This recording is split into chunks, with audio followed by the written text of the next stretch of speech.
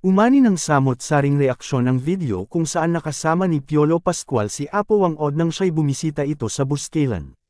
Sa naturang video, makikita ang umano'y makulat na paghawak ng tanyag na mambabatok sa private part ng aktor.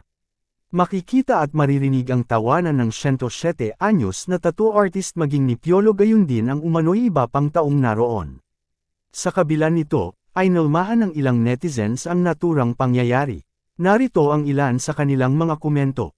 Double standards. Kapag matandang babae okay, pero kung matandang lalaki gagawin yan sa babae, ano kaya ang mangyayari? Bakit kaya pinapabayaan siya na gawin yan?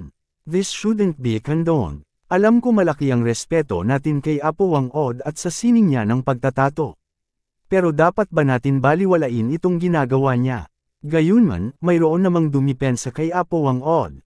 Una narito ang reaksyon ni Piolo na nakatawa at wala umanong bahid na siya ay nalapastangan, bagay na masasabing binigyang permiso di umano niya ang nangyari. Narito ang ilang depensa ng netizens na makikita comments ng isa sa mga nagbahagi ng video.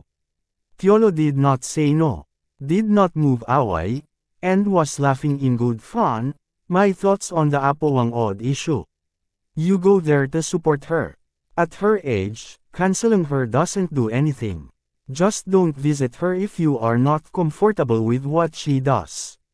If there are people who feels victimized, the victim should be the one speaking about it, not you. Si Piolo Jose Nonato Pascual ay isang actor, singer, model, at producer sa bansa. Samantala, si Apo Wang-od ay ang 107 anyos na mambabatok mula sa tribo ng Batbat sa Buscalan, Kalinga. Ikaw, anong masasabi mo? Mag-iwan ng mensahe sa baba at huwag kalimutang mag-like and subscribe for more videos.